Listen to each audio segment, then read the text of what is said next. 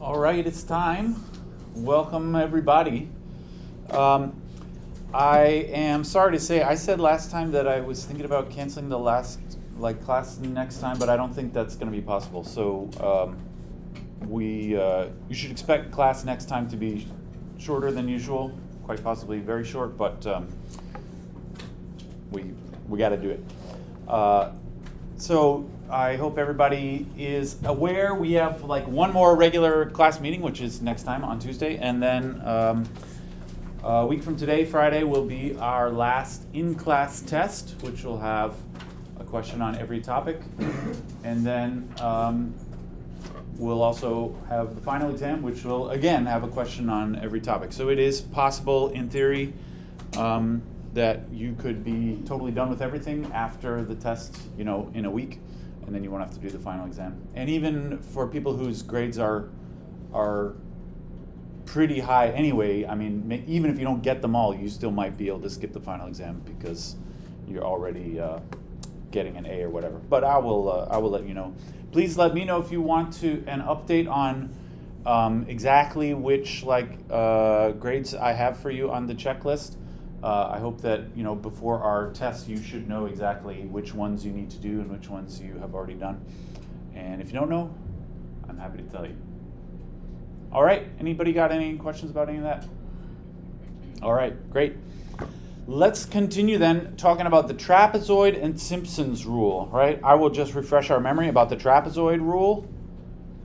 There's a formula for this that you need to know. It's this: b minus a over n, 1/2 f, I'll write it in this way, which is, I don't know, maybe a little bit confusing. I don't necessarily suggest that you memorize this like a formula, but this is the formula for the trapezoid rule. It says you put the b minus a over n in the front, also known as delta x. And then inside, what you see here is all of the various points added together. You use all of them, unlike the left side and the right side, they're you leave off one or the other. For the trapezoid rule, you use all of these endpoints, except you just have to remember to put a half on the first one and a half on the last one. That's how you do it. So maybe we'll just do a quick example of this, and then we'll talk about Simpson's rule. So how about the integral from 1 to 3 of x squared plus x dx using n equals 8 and the trapezoid rule. It's called a rule. It doesn't seem like a rule to me. It's a strategy for finding the area under the curve. And sorry, I meant to remind us, although this is not really relevant for doing this problem, but the idea of the trapezoid rule is if you have a curve that, say, looks like that, and you're trying to estimate the area, rather than breaking it up into rectangles, break it up into trapezoids like that. Sorry, I gotta take my case off without breaking it. I did glue my case. Uh-oh. Okay. Anyway, the trapezoid rule is based on making trapezoids like this, which are quite close to the original curve. But anyway, that's not important when it comes to actually doing the trapezoid rule. Really, what you need to do, first of all, is figure out what the interval is and where the individual points are that you're going to plug into the function. This is going from 1 to 3. And I said n equals 8, which means divide this into 8 equal parts. I can go, 8 is not so hard to do. I can go right down the middle. That's 2. Right down the middle of this one would be 1.5, and then I go halfsies again. This, I guess, is 1.25, 1.5, 1.75, 2, and then 2.5 in the middle over here. This guy, 2.25, this guy, 2.75, right? That's the 8 pieces, 8 sub-intervals, all right? This does not mean you make 8 little marks in the middle. There's actually only 7 little marks in the middle here to make 8 total sub-intervals. Anyway, let's just plug everything into the formula that you see at the top, and that'll do it. So the B and the A are the two endpoints. So in this case, B is 3, A is 1. You always want the B to be the bigger one so that B minus A should be positive. And then N is 8, just because I told you so. So really, I mean, you can kind of say, I'll write this in 2 steps, but if you know what you're doing, you can just write the final answer. That's the B minus A over N in the front, 3 minus 1 divided by 8. And then I go 1/2 f of the leftmost endpoint is 1. So this, I begin with 1/2 f of 1. And then plus, without the 1/2, f of 1.25 plus, etc. I will write just the second to last one, f of 2.75, and then the very last one has a 1/2, f of 3. All right? So I would encourage you to write the ... but you should at least write all the ones that I wrote in there. Don't just put dots for everything, because I want to see that you know in the trapezoid rule you begin with a half and then the rest of them have no halves, including the second to last one has no halves, and then the very last one does have a half. All right. This should not be your final answer. What does the f mean? The f means this function right here. And so the last thing I'm going to do is just write this again, but actually using the function. So this on the outside that's a 4th, right? You can simplify it if you want to or not, whatever. And then 1/2, okay, f of 1 means 1 squared plus 1, plus f of 1.25 means 1.25 squared plus 1.25, plus etc. Each time I'm just plugging this number into this function up here, x squared plus x. And then the second to last one, 2.75 squared plus 2.75. And then the very last one, 1/2, 3 squared plus 3. Like so. All right. And you do need every parentheses that I wrote there is necessary. The big parentheses here are necessary around everything because this 1/4 really has to distribute over the whole thing. If you left those big parentheses out, then the 1/4 would only go on the first thing. And then these 1/2, again, it's because of distributing. You need the parentheses right here. I didn't put the parentheses here. It wouldn't be wrong, but it's not necessary because there's nothing to distribute. All right. Anybody got questions about that? That's the trapezoid rule. It is based on a very nice idea, and it turns out that idea gives you a nice formula like this. And the purpose of the trapezoid rule is just that it's more accurate than the rectangle approximations. I mean, I think it's pretty obvious when you think correctly about the picture. All right, let's do Simpson's rule. Simpson's rule. Simpson's rule, there was a guy named Simpson, although apparently Simpson, the guy, did not actually discover Simpson's rule, but it ended up being named after Simpson anyway. This is often the case in the history of math and science. Sometimes they say things in mathematics are named after the first white person who discovered them. That's sometimes true. Although Simpson, I think the person who discovered Simpson's rule actually was white, but not Simpson.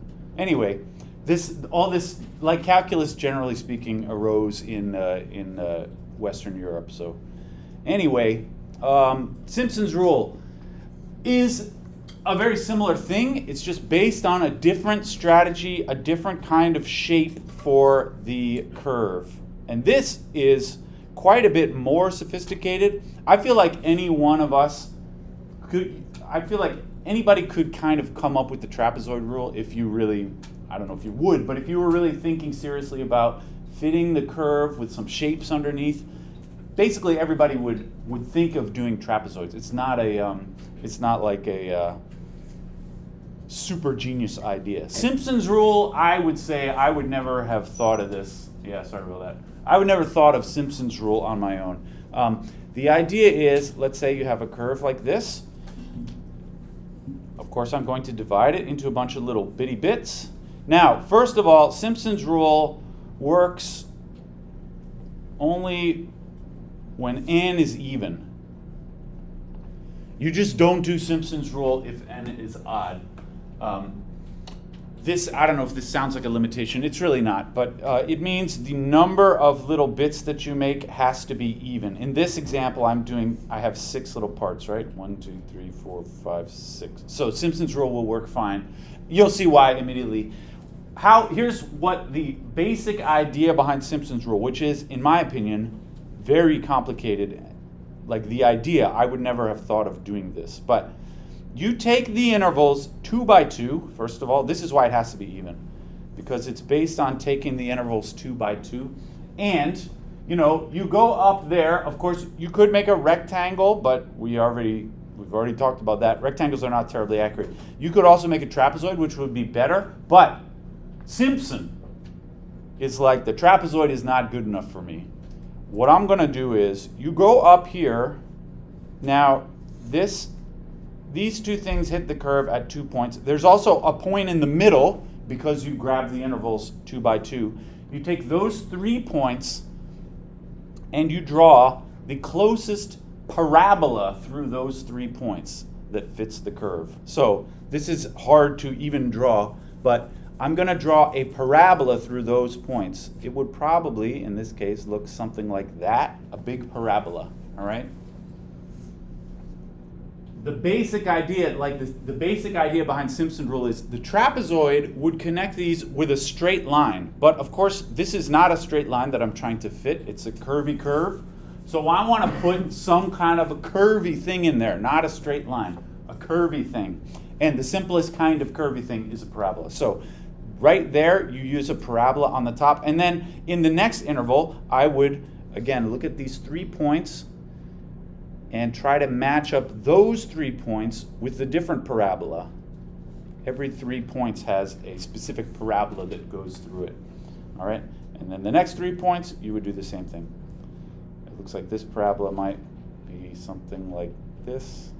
I don't know. These pictures are hard to draw just because the trapezoids are already very close to the curve. These Simpson type shapes, which are really kind of rectangular bottoms with a parabola on top, they are very, very close indeed to the curves. So we use, I will try to say this in words, we're using rectangles capped by parabolas. No cap. I recently learned how to say that. I don't know if I truly know how to say it. But it's like a rectangle going down, but then the top of it is not flat on the top. It's not a straight line trapezoid on the top, but it has this parabola on the top, all right? Now, if somebody suggested this to me, said, oh, wouldn't this be better than trapezoids if you put a parabola on the top? I would say, all right, yeah, I guess so, but isn't the formula going to be crazy? Like, the trapezoid rule is a good idea, and also the formula is very simple. You just have to remember those halves to put in there. It seems to me, from a naive point of view, I would expect the formula for this to be truly ridiculous just because it's such a complicated idea. But it turns out, this is kind of the magic of Simpson's rule, the formula is actually easy. And this, to me, is a big surprise. It's not easy to say where the formula comes from, so I hope you won't mind if I just write down the formula. We can use it without understanding exactly how it arises. I believe you can look in our book, but even the book also doesn't describe exactly why the Simpson's rule formula is correct. I will just tell you the Simpson's rule formula, and we can put it in a box, just like the trapezoid rule. It's going to look almost the same as the trapezoid rule. It's just it has coefficients in different spots. So here's what it looks like. First of all, b minus a over 3n. The trapezoid rule does not have a 3 there, so that's one difference. B minus a over 3n. And then the stuff on the inside looks like this. No half there. There's a 4 on the first one, a 2 on the next one, and then etc. In the dots, it alternates 4s and 2s. So the coefficients in here go 4, 2, 4, 2, etc. And these coefficients always end up with a 4. This is because, like I said, Simpson's rule is only done when n is even. And if you think it through, if n is even, it means this alternation will always end up with a 4 on the second to last one. And then you put the very last one with no coefficient. This is the formula for Simpson's rule. I consider it sort of a small mathematical miracle that the formula for Simpson's rule is as simple as it is, because it's such a complicated idea in my opinion. But it turns out if you go through the whole derivation, you arrive at this fairly manageable formula. This is more accurate than the trapezoid rule.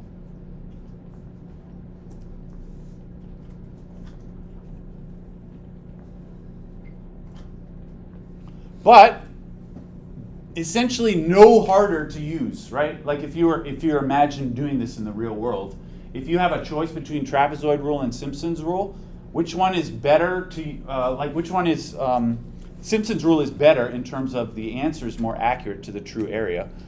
But it's not, if you're going to use a calculator to type all of this into your calculator anyway, you might as well do Simpson's rule because the formula is not any harder than the trapezoid rule formula. It's just a different formula. It has numbers in different places. So more accurate than the trapezoid rule, but no harder to use. I think this is why I mentioned sort of as an offhand remark last time, essentially in the real world nobody uses the trapezoid rule because Simpson's rule is more accurate, and you might as well use Simpson's rule because it's not any, there's no trade-off in terms of it's more accurate but it's harder to do. It's actually not harder to do. So you might as well do Simpson's rule. All right, it's more accurate than the trapezoid rule, but no harder to use. Can we just do this? I had another example I wanted to. How about, there's not a whole lot to this. I got one, and then I have some for you to try. Let's estimate the area under the curve of f of x equals the square root of x from 1 to 4 with n equals 6 and Simpson's rule. All right. So I am going to, we have to decide what the various points are in the interval, but then it's just a matter of writing down the proper formula. So I'm going 1 to 4. N equals 6. I need to divide this into 6 bits. If you are concerned about knowing where the bits go, you can always find the delta x. The delta x, of course, is b minus a over n, which is 6 minus 1 over 4. No, sorry, I mixed them up. 4 minus 1 over 6, right? This would be 3 over 6, which is a half. Okay, so that means I should go 1 to 1.5 to 2, 2.5, 3, 3.5. Those are the numbers that I'm going to use. The delta x in this case, even though I'm about to use Simpson's rule, I still use b minus a over n for delta x, right? That's the width of each little bit. Even though in the formula for Simpson's rule you see b minus a over 3n, but that doesn't mean that the delta x is different. That's just part of that formula has an extra 3 in it. All right, let's do it then. So our Simpson's rule formula. It says b minus a over 3n, that's 4 minus 1 over 3 times 6, right? That's the b minus a over 3n part. And then we do f of 1 is the first point with no coefficient. Remember the Simpson rule formula. Next we alternate 4s and 2s. So I go 4 f of 1.5 plus 2 f of 2 plus 4. I'm going to write them all out without the dots. Plus 2 f of 3 plus 4 f of 3.5. And finally the last one has no coefficient. Just f of 4. All right.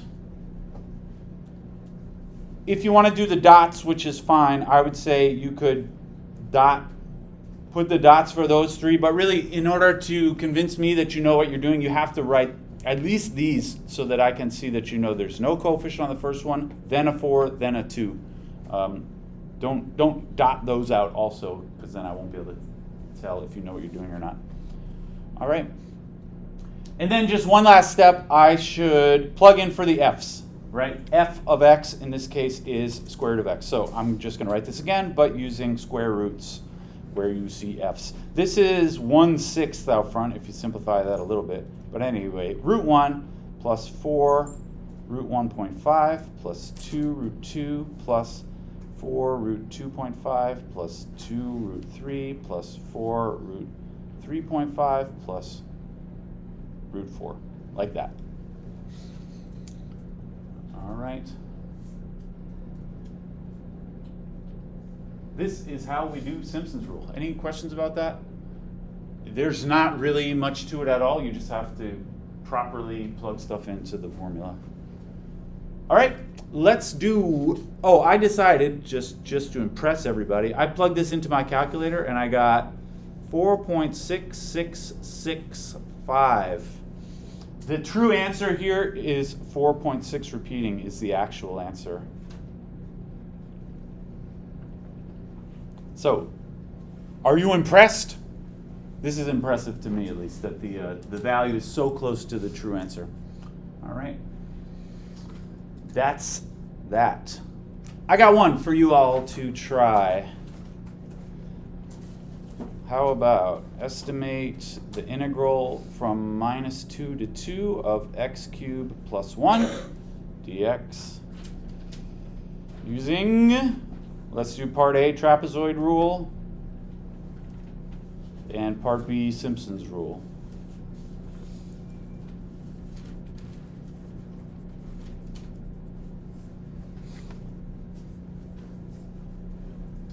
See how it goes.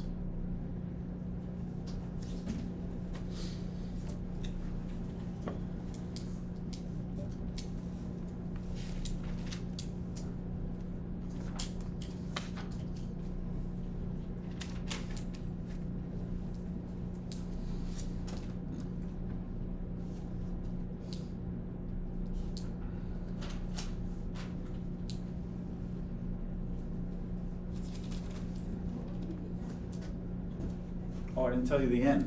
Yeah, sorry. I want n equals 8. Sorry about that. Yeah, you must be told the n in this case. There isn't a way to, I mean, you could make it up on your own, but I will always tell you the n. Thanks.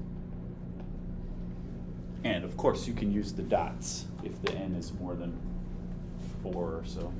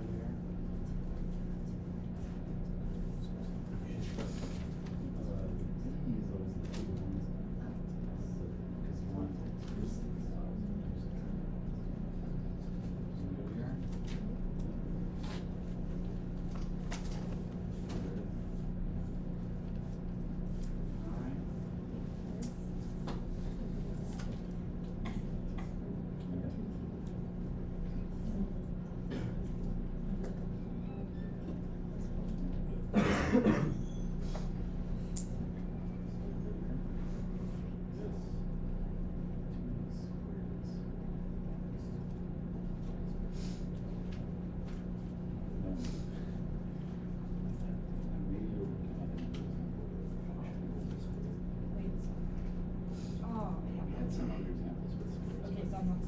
Yeah, like it's a square in here. Okay.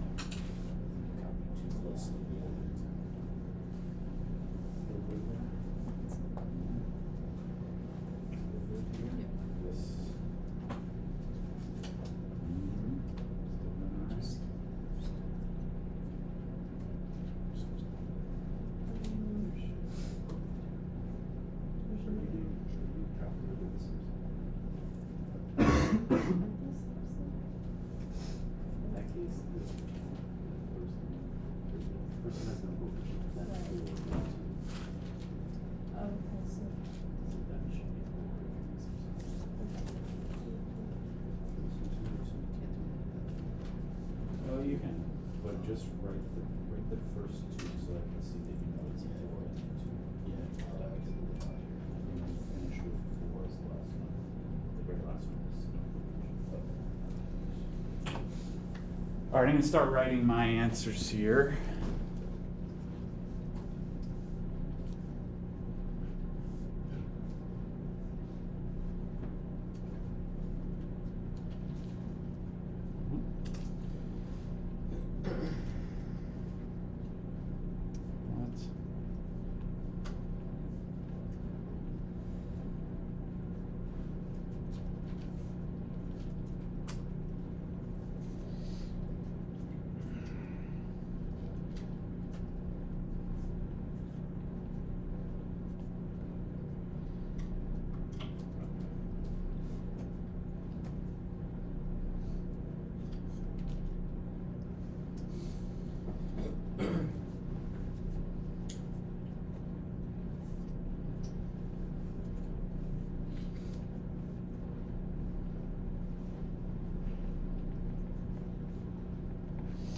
All right, can we talk about them? This is what I got for the trapezoid rule.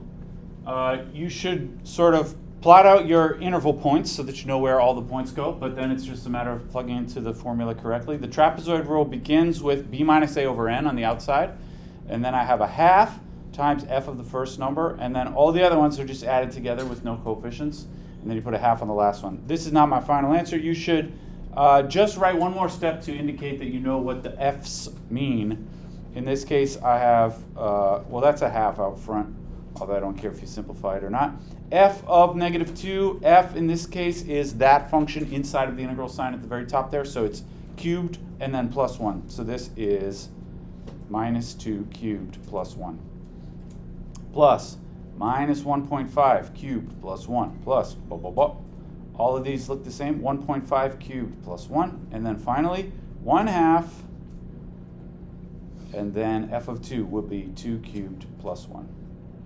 There you go. I hope that's what everybody got. In theory, you could type that into a calculator if you wanted to. I actually did that just so we can compare the answers. I got 4.75 when I did this. All right. Any thoughts about that one? This is the trapezoid rule. Let's do the Simpson's rule. And the Simpson's rule is using the same interval, the same points. So really, it's just a matter of plugging in the same stuff, but to a different formula. So here, I'm going to do the Simps. This will be 2 minus negative 2 over 3 times 8. Remember, Simpson's rule has that extra 3 on the outside. And then I go the first point with no coefficient, and then 4s, alternating 4s and 2s for the rest of them. Plus 2 f of negative 1. Maybe I'll put some dots here. ending up eventually with a 4 on the second to last one. So that's 4 times f of 1.5. And then finally, the very last point with no coefficient, like that. And this one, again, I will write in the function rather than using all the f's. This is 1 over 6 this time, if you simplify that. Here I have minus 2 cubed plus 1 plus 4 times minus 1.5 cubed plus 1 plus 2 minus 1 cubed plus 1 plus etc. 4 1.5 cubed plus 1, and finally 2 cubed plus 1. There you go. All right. I hope you got something like that. This is how we do trapezoid and Simpson's rule. And really, it does not get more complicated than that. I mean, there isn't really anything that could make it more complicated. Even if you had a weird function right here, this is a fairly ordinary looking function here, but what if it was something like, e to the square root x times 1 over, 7 to the power x squared or whatever. It doesn't matter what's in here because all you're going to do with it is just plug the values in. You're not taking the derivative or antiderivative or anything like that. It's just plugging the values in. So it really doesn't get any harder than that. All right, excellent. That was Simpson's rule. I have a cute little historical tidbit for you. It is natural, once you've seen Simpson's rule, which is all about making a rectangle with a parabola on top, it becomes natural to think, oh, all right, now that I've seen that, I could do you one better. What about a rectangle, but on the top, I put a little cubic, right? That's not a very nice looking cubic. How about this is what a typical cubic would look like. A degree 3 thing on the top, huh? Then it could fit the curve even better, even closer. What if you made a rectangle with a cubic on top? Actually, this has been worked out, and in fact, not just cubic, it's been worked out for all possible degrees of polynomials you could try to put it on top. This has all been worked out. And it was my conclusion on this kind of thing is that people quickly realized that for most practical purpose, Simpson's rule is good enough. And so like even today with fancy computers, basically everybody still just uses Simpson's rule rather than going to these even fancier methods. But this one, which has a cubic on top, was known as Bode's rule. In the old days, like these things were invented in the 1800s mostly. I think Simpson's rule was the 1800s. And they were published, in books. They became well known when they were published in books. And this one is kind of obscure. Like I said, Simpson's rule, kind of everybody knows Simpson's rule. But this one, not a lot of people cared that much about it just because Simpson's rule is usually good enough. It was published in a book in I believe the late 1800s, called Bode's Rule, and it became slightly well known because of this, because of being in the book. But much later on, like around the 1980s or so, some historians were looking into this and realized this was a typo. It's known as Bode's Rule, but there is no Bode. All right, this was actually invented by a guy named Boole. But when they wrote this up in that book, it was written as Bode because the O and the L were like somebody's handwriting was bad and the O and the L were too close together. This was actually written by a guy. This is actually a famous mathematician named Boole invented Bode's rule. It's now known as Bode's rule because of a typo. I think that this is funny. This is an error in kerning. That's what they call the letter spacing.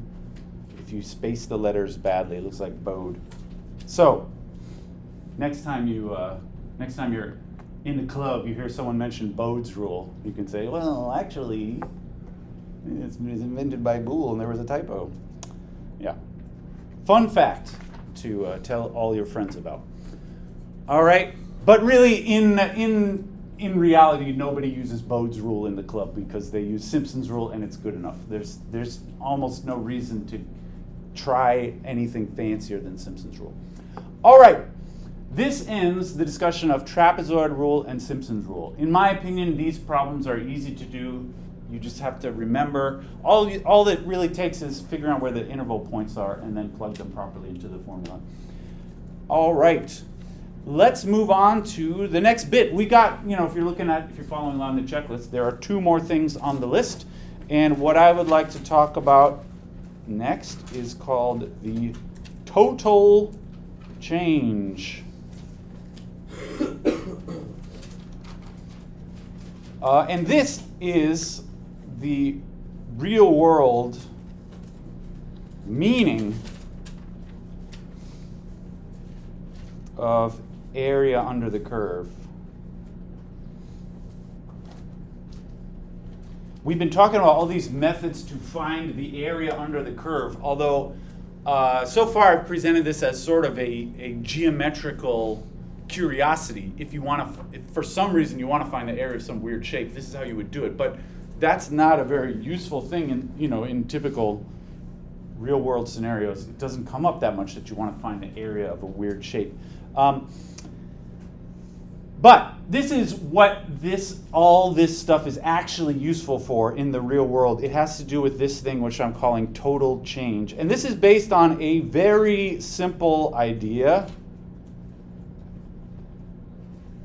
about adding up small changes. And this is an idea that this is sort of obvious.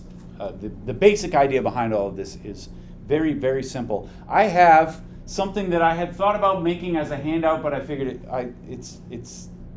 doesn't deserve it. Here is a little something though. This is a chart.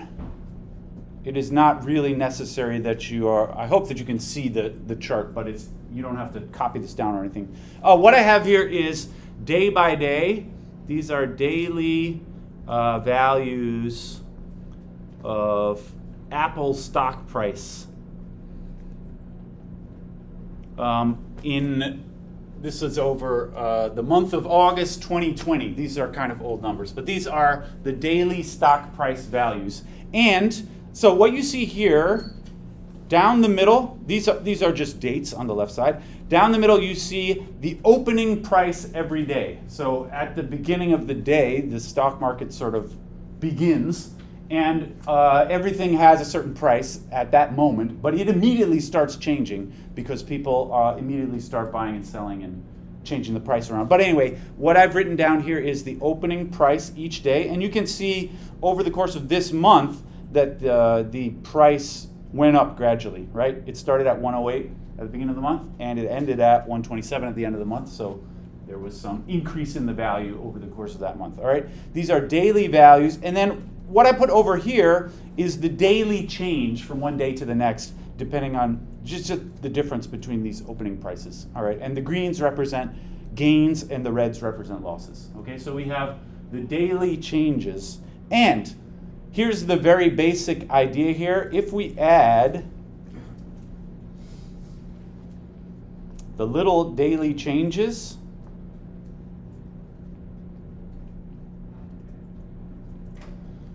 and this is true of anything really, you don't have to be talking about Apple stock prices. If you add the little daily changes from one day to the next, some of these numbers, I'm talking about these numbers in the last column here, if you just add them all up, some of these numbers are positive and some are negative, so there will be some amount of cancellation between the positives and the negatives. But in this case, they all add up to this, $19.38 at the bottom, all right? So overall, it is generally positive, even though some of them are negative. If we add the little daily changes, this is the same. Well, can I just say this is called, this is what I'm going to call the total change over this duration. All right, I'm not saying anything very complicated here. If you add up the little changes day by day, we call that the total change. But can anybody see, this is just totally common sense. Can anybody see a better way to find the total change? I mean, there's an easier way, actually, if you wanted to find the total change over the month, rather than adding up those like 30 numbers there. Anybody have an easier way to find the total change? Yeah? He says subtract the last one for the first one. Yeah, that's how you would do it if I just showed you these numbers and said, what's the total change from the beginning to the end? You would never actually think of doing it that way by adding up all the little bits. But I hope you agree, if you were to add up the little bits, that's the same as, so this equals, and this is the big realization, which is it's a big idea, but it's not a complicated idea at all. This equals the final value minus the initial value. Right? The total change, which is obtained by adding up all the little bitty changes, is equal to the final value minus the initial value. All right? I'm just going to write that one more time. So the sum of all the little changes is equal to the final value minus the initial value. All right? This is the basic, very simple and common sense idea that underlies this whole thing about the total change being related to the area under the curve. All right?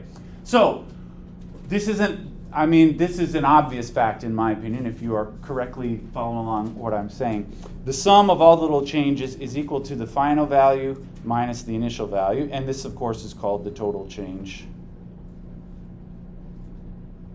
Well, both sides of the equal sign are called the total change because they are equal. They're the same number if you do them either way around. All right, now what does this have to do with area under the curve? So this is related to area under the curve of f prime of x. So this is slightly weird. Maybe I'll write f prime of t just so we can think of it in terms of time. If you are looking at the area under the curve of the derivative of something. So here is what I'm talking about. This sounds like an obscure scenario, but actually this is extremely useful in real life. Let's say this curve is f prime of t. So this curve here is describing a rate of change. All right? So you can think of this curve in this example is something like the daily change of those stock values. It's like the third column. It's telling you not what the price of the stock is, but it's telling you how the price is changing over time. And if I were to look at this curve, would suggest the price is increasing a little bit here, it's increasing a lot over here, it's still increasing over here, but not as much. That's what this curve is telling me. All right, this is a curve which is describing a rate of change. And let's say I'm measuring time in days maybe. Let's say, look at 0, 1, 2, 3, 4 days. And I would like to think about this area under the curve here.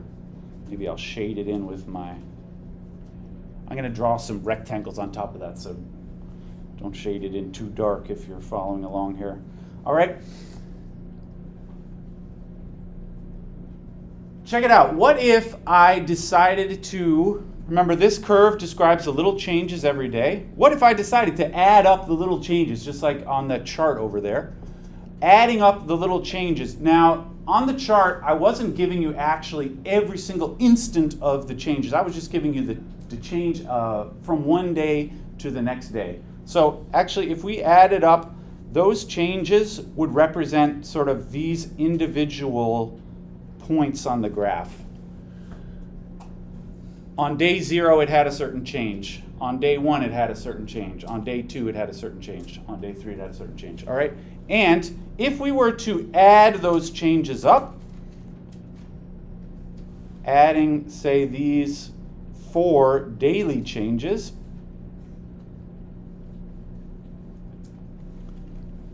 that is the same, check it out, as these rectangles. If I do this,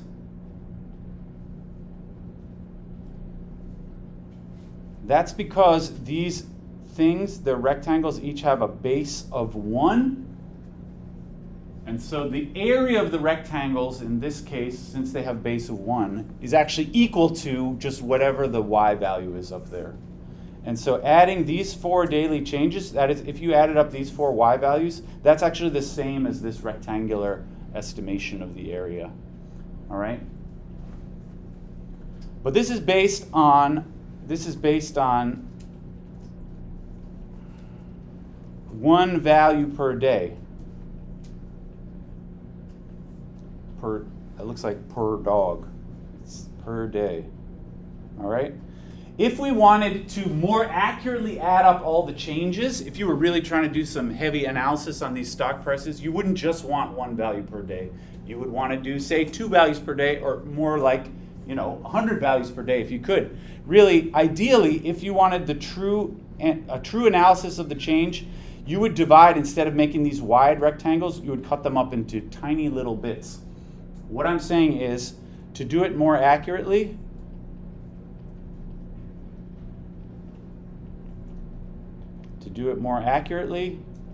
we should use narrower rectangles.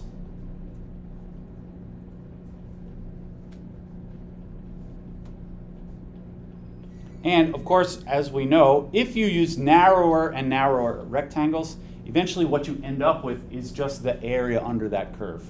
Because as the rectangles get narrower, they fit the actual area closer and closer. All right? So to do this more accurately, we should use narrower rectangles. And so, to get the best accuracy,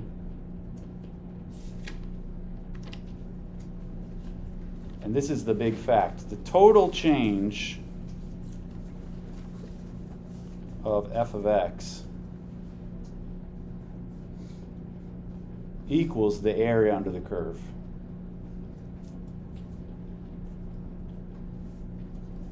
Of f prime of x. So this is the basic fact that somebody realized, and this is essentially why anybody cares about the area under the curve, not just as a geometrical curiosity. This you have to get straight.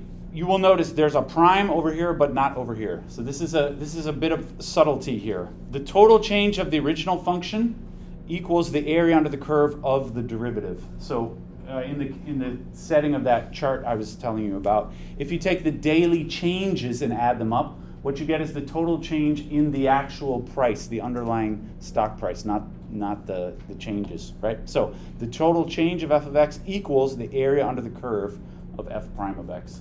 This is the big important fact this is the reason why people care about the area under the curve. All right, and so another way of saying this is, i.e., like in a word problem or such, which is what we're going to do plenty of.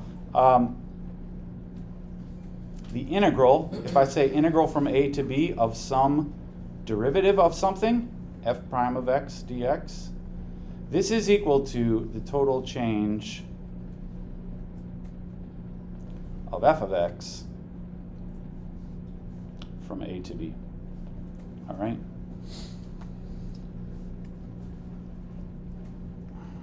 Maybe this is probably a better thing to put in a box if you're in the business of writing boxes with formulas in them. The integral from a to b of f prime of x is equal to the total change of f of x from a to b. And what that means is, so we can at least estimate total changes using rectangles or trapezoid or Simpson's rule. Because the total change equals this definite integral, and that's what like Simpson's rule is used for, is for calculating or estimating the definite integral. And so you can actually use Simpson's rule in real life to measure the total change of something or other. That's what it's used for. All right. This is the basic idea. I have 2 examples we can talk about, and then maybe we'll start on the next bit, or maybe we'll just call it a day. We'll see how it goes. All right, we can estimate the total change using rectangles or trapezoids or Simpson's rule, or Bode's rule if you prefer. I do not prefer. Nobody remembers Bode's rule or Boole's rule. But Simpson is good enough. All right, here's an example. This is a made-up word problem here, and you will, on the test for this section, which is called total change, something like that. Total change in word problems. They will be like this. Let's say I have a plant that's growing. Let's say my plant grows at a rate of something like L prime of t equals t plus 2, and this is centimeters per week. This is not a realistic thing, I just made this up, but I'm telling you how fast my plant grows. It grows apparently at different rates each week, but so t represents time measured in weeks. In week 3, for example, it grows 5 centimeters per week, because that would be 3 plus 2, which is 5. All right. This is describing the rate of how fast my plant is growing from week to week. And then I can ask a question like, estimate the total change in length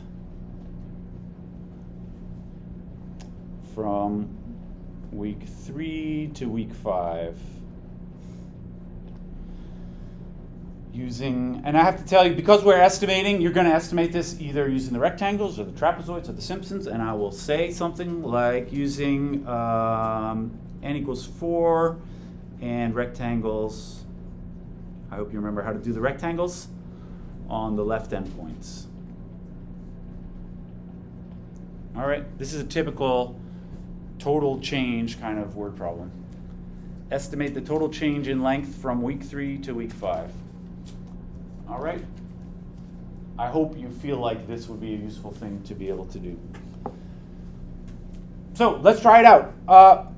We are doing eventually this, eventually we are doing this rectangles thing. We should decide specifically what is the integral that we're trying to estimate. So we are estimating. We're estimating. It says the total change from week 3 to week 5, and this is the function describing the rate. So what we are trying to estimate is this, the integral from 3 to 5, t plus 2 dt. All right? That's the relationship between the total change and all of this. You can think of this integral as adding up all the itty-bitty changes, and it all adds up to the total change, which is why the total change is estimated by this integral here. All right?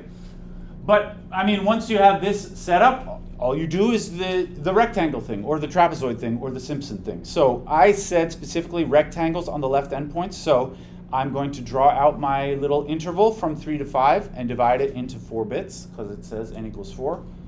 So it looks like 3 to 5 here. Divide it into 4 pieces, like so, right? And then I said use rectangles on the left endpoints. I hope you remember how to do these rectangles thing. That's these 4 points. And the rectangles formula is just delta x outside, also known as b minus a over n, and then times you add together those 4 values. All right? No funny business with other coefficients. And so I'm going to say the total change is approximately, this is an approximation because I'm using the rectangles, and it would be more accurate if I use Simpson or whatever. The total change is approximately, okay, I go b minus a over n, that's 5 minus 3 over 4. This is also delta x, which is just a half. You can tell from intervals. And then I do the left endpoints, f of 3 plus f of 3.5 plus f of 4 plus f of 4.5. This is the rectangle approximation. Right, that's a half outside, and then just to plug into the f like I always do, 3 plus 2 plus 3.5 plus 2 plus 4 plus 2 plus 4.5 plus 2. There you go. And this I just for fun put into my calculator, and it says 11.5 centimeters would be the units here. All right, I'm off the bottom. The original function was given in centimeters per week because I was describing the rate, and we have determined the total change in the length from week 3 to 5 is this amount, 11.5 centimeters. All right. Any questions about that one? This is how we do it. Excellent. Let's try, I got one more on this topic. I think maybe we'll just do one more example and that'll do it for today. And then we have one more little thing to talk about next time. All right, let's try one more of these total change word problems. So this next one doesn't use a formula, so you'll have to try your best to copy my picture down here. So here is a graph of population change. And it's a change, so I'm going to write it as P prime of t, and this is in, let's say, people per year. Let's say I'm talking about, the town of Fairfield maybe, and year to year, people move in, people move out, people move 6 feet deep. So from year to year, some years we have a net increase in population, sometimes a decrease. And now in the real world, this example that I just did with the plant this is somewhat unrealistic because I gave you a formula for this. Like in real life, plants don't grow according to formulas. And it's the same way with populations don't change according to formulas. They just change how they change. This is true of almost everything in the real world. Certainly if you care about stock prices or whatever, they don't have formulas. So most real world applications of this do not use formulas at all. They use some kind of charts or data that is just gathered, and it doesn't obey formulas. It's just, you measure it and it is what it is. So here is a chart, which I'm going to try to, so this is like plus 100, plus 200. I'm talking about yearly changes in population. Minus 100, minus 200, right? And as time goes on, the population, some years changes differently, right? So let's say in year 1, it's up here. In year 2, it's at 0. So the first part of this graph here says in year, I suppose right at the beginning of this, the population was not changing at all. But then in year 1, it was increasing by 100. In year 2, it was not increasing by anything because it's at 0 here. And then it goes, let's say the next year it goes down all the way down to 200. And then maybe down at 200 again here. So it's something like this maybe. And then back through 0 and back up to 100. And then maybe it continues like that. Something like that. Well, this is a graph of P prime of t. Of course, I also just made up this example, but in terms of real world uses of this kind of mathematics, this is actually more realistic, where you don't have formulas for anything. You just have data which is measured by somebody or other. All right, and now my question is, let's estimate the total population change from year 0 to year 5 using Simpson's rule.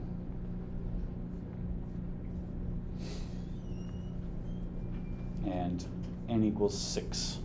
All right?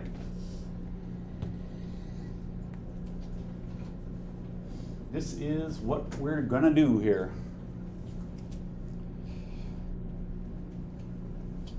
Okay, let's do it. You don't have to, you pause for reflection here. It's maybe not helpful to reflect too much. Just start doing your Simpson's rule thing. So how you should begin Simpson's rule is making a little chart of the interval and decide how to divide it up, right? So these ones, by the way, I didn't write these in. I hope that I lined up my numbers right. So I'm going to begin by making a little chart of the interval here. From year 0 to year 5, it says. This is not what I meant. I meant 6. Sorry about that. This is an awkward mismatch of those two numbers. I meant from year 0 to year 6. It's much harder to do the other way, although you could still do it, I guess. Anyway, from year 0 to year 6, using n equals 6. So I'm going 0 to 6 for my interval, and I divide this into 6 pieces, which of course means they just go 1, 2, 3, 4, 5, 6. Lucky for us. I'm doing Simpson's rule, so I'm going to use all of those points, so I don't have to worry about which points to choose. And can we just immediately write it out? It's going to be b minus a, which is 6 minus 0, over 3n, which is 3 times 6. And then in here, I say the Simpson's rule begins with no coefficient on the first point, and then a 4, f of 1, and then a 2, f of 2, and then a 4, f of 3, and then a 2, f of 4. I'm alternating 4s and 2s. 4, f of 5, and finally, no coefficient, f of 6. This is the Simpson rule formula. And now, what about the f's? At this point, I would plug into the function, but actually we don't have a formula for the function in this case. All we have is that chart, but that chart is good enough, right? So this time, rather than plugging the number into some function, you just have to look up the number on the chart, which could be a graph that you have, or maybe I would just give you like a giant chart of numbers and you just find the number on the chart. But anyway, what is f of 0 on the graph? That would be here, which is 0. So these, let me just say, f's come from the chart, right? F's come from the chart. So here's going to be my final answer. This is 1/3 out front, if you simplify that fraction. F of 0 is 0, plus 4 times f of 1. Go back to the chart. Sorry, I have to keep scrolling back and forth. But f of 1 is positive 100, right? So that's f of 1. 4 times 100. Plus 2 f of 2. Look at the chart. F of 2 is 0. So that's 2 times 0. Plus 4. F of 3 on the chart is negative 200. So that's 4 times minus 200. Plus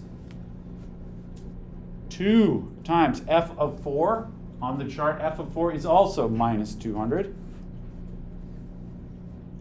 Plus 4 times f of 5. I forgot what f of 5 is. 0 on the chart. And then finally, f of 6 with no coefficient. F of 6 is 100. So this is 100, like that. All right, this is estimating that area, which represents the total change of the population. This, just for fun, I added these numbers all together. And I got 233.3 repeating. All right. So if you were to say the answer like in the spirit of the word problem, what does this all mean? It means, so the population over,